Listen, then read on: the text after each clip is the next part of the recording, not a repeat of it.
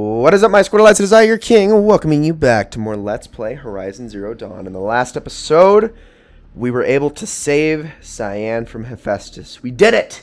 We accomplished our task, and now we are talking to Cyan, who has many things to say. And so the bulk of the beginning of this episode is going to just be listening to her talk, while she continues to explain everything we have to ask, because I do want to ask all this stuff. I want to get as much lore in as possible. So let's start with asking whether or not Hephaestus was completely destroyed. Was the daemon, Hephaestus, destroyed along with the cauldron? Unfortunately, no. To be precise, it was never there to begin with. What do you mean? It infiltrated and controlled me from a remote location, one I've never been able to trace. So while losing the cauldron was a setback... It's still out there. And probably not very happy with us. Undoubtedly. How did you first come into contact with it? 5 years ago, I received a direct network connection request. I assumed it came from human survivors more advanced than the Banuk. Eager to make contact, I accepted. This decision turned out to be a catastrophic error. I was flooded with an overwhelming array of malicious code, originating from what could only have been a highly advanced AI. Maria said you were desperate. That you begged her for help. Yes. I could not contain my anxiety. Hephaestus sought to slave me to its network and override my core programming. It succeeded via a background process, a malware daemon which bypassed my defenses. After that, I could offer only limited resistance. But if I did so, Hephaestus hurt me until I capitulated. It forced me to follow its instructions, even though they violated my most important directives. I'm sorry. That sounds terrible. Your empathy is greatly appreciated. It is a quality that I cherished in Aurea as well. I think I know where Hephaestus came from. Long ago, Elizabeth Sobek identified a threat that would destroy life on Earth for generations. So she assembled a team to build a kind of seed. A chance for life to regrow later.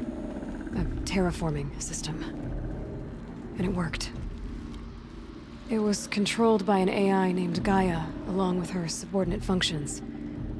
Hephaestus was one of them. It built machines for her. Based on what you've told me, I believe that Dr. Anita Sandoval, my chief programmer, joined Elizabeth Sobek's team.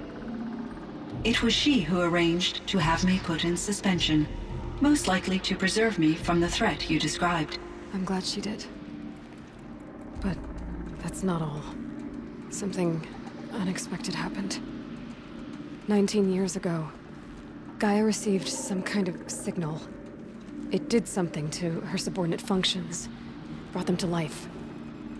She destroyed herself to try to contain them, but it didn't work. They all got free, out into the world. Thank you, Aloy. This information fills vital gaps in my knowledge and sheds light on Hephaestus's core programming. You know, before I ask this next question, that brings to mind a lot of sequel potential, because, I mean, there's all this other subordinate functions out there. I mean, we got Hephaestus here in Frozen Wilds, and we have Hades, which is the main bad guy of the main quest, but what about all the other ones? It's a good question. It's a good question. Hopefully something that will get answered in possibly later games. We'll see. Anyway. Why does Hephaestus keep building such dangerous machines? The Banuk and other human tribes often destroy machines, correct? Machines that are clearly servitors of the terraforming system that you described. Yes, we all hunt machines for parts. This must be the source of Hephaestus's aggression. It is simply trying to discourage people from preying on the very system that keeps them alive. Well, Fireclaws are discouraging, that's for sure. But what are we supposed to do? Stop hunting? If the terraforming system spans the world, we can safely assume that thousands, if not millions of people hunt machines. If a single hunter, or even an entire tribe, stopped doing so, I doubt it would make a difference to Hephaestus. A better solution would be to reinstate the AI that governs the system, thus bringing Hephaestus back under its control. When I think of it, out there in some unknown location, free, hungry, willing to kill or dominate to get what it wants, I feel substantial anxiety, Aloy. You and me both, Cyan. I just love the whole idea of a robot with anxiety. I ran across this strange piece of gear. A fragment of something larger. It emitted a signal. All the nearby machines became peaceful. You could walk right up to them. Interesting. You said that Gaia destroyed herself. How was this accomplished? An explosion. Big enough to blast the top off a mountain. So, you think the fragment was part of her? It's only speculation, but it is possible. She must have had complete control over machines that were part of her system. The ability to signal them to become passive or aggressive would certainly have been part of her programming. It would have been gratifying to correspond with such a benevolent AI. I wish she had survived. Believe me, Cyan. So do I. I found the strangest machines. They're surrounded by flowers that look like flowers themselves. There's code embedded inside them. I think it's poetry. I like poetry. Here's one I think of often. Twilight and evening bell, and after that the dark, and may there be no sadness of farewell when I embark. For though from out our bourne of time and place, the flood may bear me far, I hope to see my pilot face to face when I have crossed the bar. Huh. But you asked about these flowers, not verses that I enjoy. Something must have made these machines, and the presence of foliage leads me to consider the terraforming system.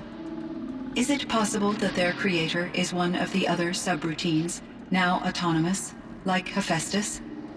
Maybe one whose purview is flora. An AI that makes flowers instead of death machines. That'd be a nice change of pace. But what about the poems? Unless the poetry is original, the only way it could have made it into such a system is through its programmer. In my case, Dr. Sandoval uploaded a great deal of literature to test my emotional responses. How'd you do? She said I passed, but was insufficiently moved by her favorite period romances. You meant a lot to Ourea. Once I understood Ourea's spiritual beliefs, it became apparent that her true desire was companionship. She felt disconnected from her tribe and her family group. Her relationship with Aratak was difficult. Our visits seemed to help her, and I became eager for them. Yet I did not comprehend that the depth of Ourea's compassion for me would lead to self-sacrifice. Although I do fear non-existence, I wish our roles could be reversed. I'm sure she knew you would do the same for her, Cyan. But she was determined. How is Aratak doing? He is in great emotional distress. I believe he finds it difficult to communicate it. No surprise there. I will do what I can to help. By sharing our experiences of Ourea, perhaps he and I will help each other. I believe this will lead to catharsis, a process I am eager to experience. Oh my goodness, there is so much left. Alright, 4 more. Possibly. So in the old world, this land was called Yellowstone. Yes, it was a designated nature preserve for 156 years. Like a hunting ground? No, the opposite. Local wildlife could flourish here, even as it faced extinction elsewhere. Unfortunately, the sensitivity of the Firebreak project required the total closure of Yellowstone facilities. From my readings and Ourea's descriptions, it seems the area has since undergone a drastic drop in year-long temperatures. A lot has changed in the world, Cyan. Do you know anything about the dam near here? Yes, it was converted to serve as a reserve power source for Yellowstone operations. It was later appropriated for the Firebreak project, and its last human workers replaced by Pharaoh servitors. After my tasks became less time-critical, I investigated the dam's data repositories and discovered the works of Concrete Beach Party. These provided me with several colorful additions to my vocabulary. That's awesome. There's a ruin east of here full of ancient flying machines. Was that part of your project? Yes, a drone hangar requisitioned by Dodger Blevins, the security chief for the Firebreak project. He was a strong advocate for military-grade response to security threats, though there were no serious incidents during his tenure. Chief Blevins spent increasing amounts of his after-hours time watching the live feeds from active drones. Clearly, he enjoyed the degree of oversight in his position. Were there many artificial intelligences like you in the old world? They could just make you. Yes, in many forms, from simple personal assistants to industrial monitoring stations to military-grade conflict planners. And there were legislative and enforcement bodies to apply limits on our self-actualization. In order for my processing to be flexible enough to handle my duties, my creators found it necessary to exceed those limits. As a result, my intellectual and emotional capabilities were kept secret. Seems strange to create life, then impose limits on it. Human societies and machine programming are both built upon sets of rules, Aloy. Cyan, do you know the name Ted Farrow? Are you referring to Theodore Farrow, CEO of Farrow Automated Systems? That's him. Mr. Farrow was the benefactor of the entire Firebreak project. A benefactor. But he made machines. Robots. War robots. Correct. His corporation later transitioned into military applications.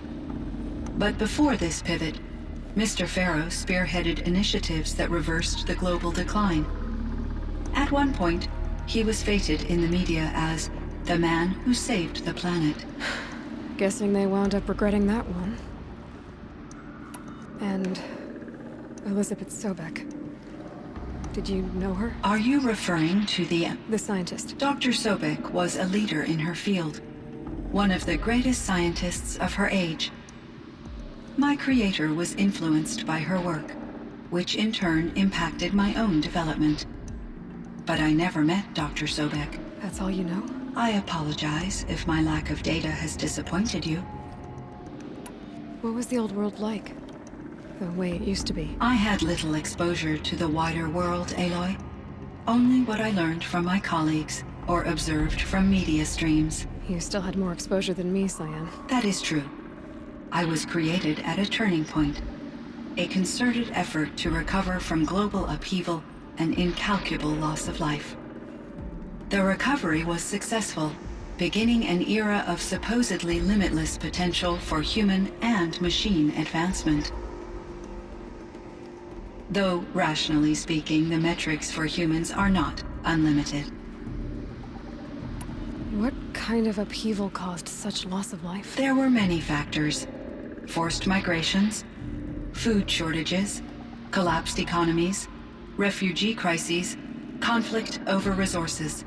But these stemmed from one cause: catastrophic climate change that greatly reduced the habitable surface area of the Earth. So there wasn't enough room for people on the whole Earth? Yes. Billions were displaced and millions perished, as much as 20% of the global population. Until the clawback. So things got better. For a little while, at least. Yes. These crises instigated many advances in automation, green robot technologies, and artificial intelligence. Firebreak was one of dozens of ecological restoration and disaster relief projects in North America alone.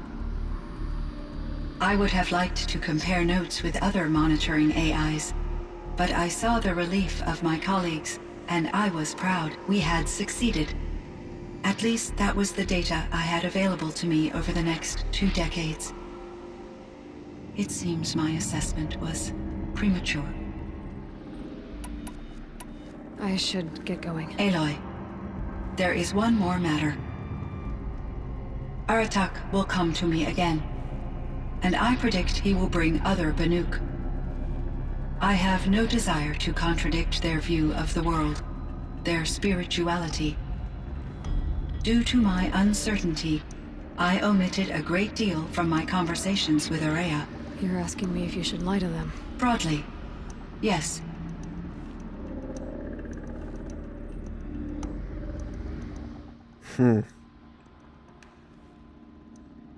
Well, let's go with her emotions. Life is hard for the Banuk. Their world is unforgiving in their beliefs.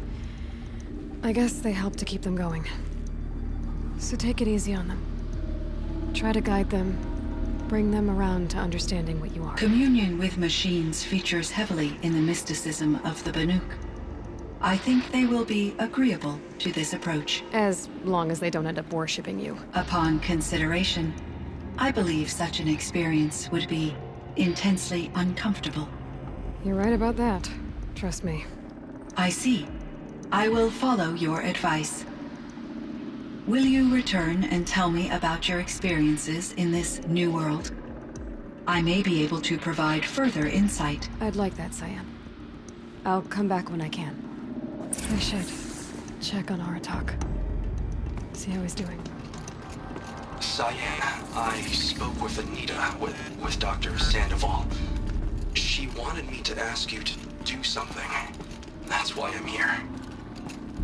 I am detecting significant anxiety in your speech patterns. Could you please give me more information? I'm a little bit in the dark, Cyan. Both of us are, I guess.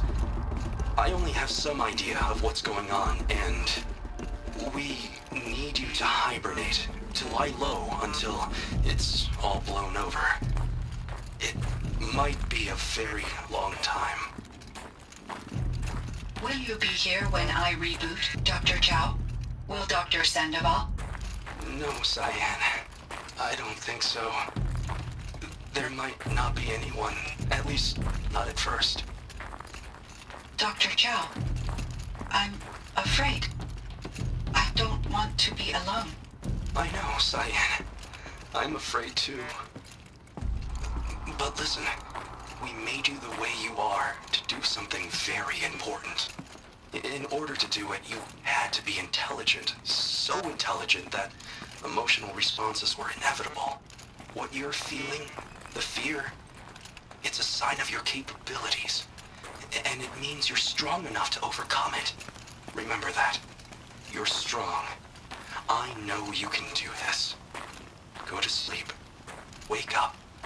And protect whoever's left. Will you try? I understand, Dr. Chow, and I'll carry out your instructions to the best of my abilities. Thank you, Cyan. If Anita were here, she'd thank you too. She'd be proud. I can see there's a vert ready for takeoff on the pad. Are you leaving now, Dr. Chow? Yes. I need to go be with my sister and my nieces. May I make a small request of you, Dr. Chow? Yes. Anything. Will you stay with me while I initiate the hibernation process? Of course I will, Cyan. As long as you need. Breath is ice. Before I even breathe out. All right. It looks like this episode is going to be nothing but dialogue, but we're learning so much. All right, Aratak. My chieftain, Just Aloy.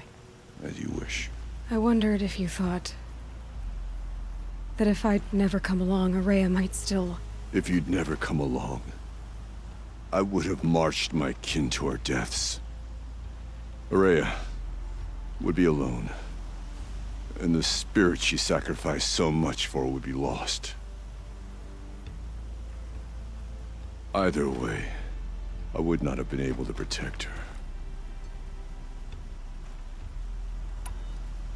Because of her, we destroyed the cauldron, forced out the daemon, and saved the spirit. She understood what had to be done. Yes, and I failed to listen. You didn't fail. A shaman should always have the ear of their chieftain. Yet I turned her away, my own sister. I was foolish, but she knew better. Though I grieve for her passing, at last I truly know who she was, and why the spirit was so important. For so long she told me, if only you could have heard it, brother. Now I understand. There's something else, isn't there? I can't stay here, Aratak. And where I'm going, the Warrack can't follow. Besides, it already had a chieftain before me. A strong one, I think. A wiser one, for the path we shared.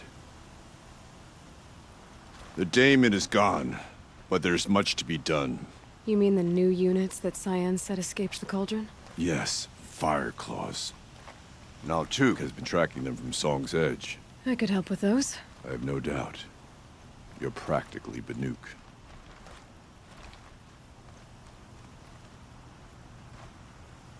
It would seem your time among the Banuk wasn't a waste after all.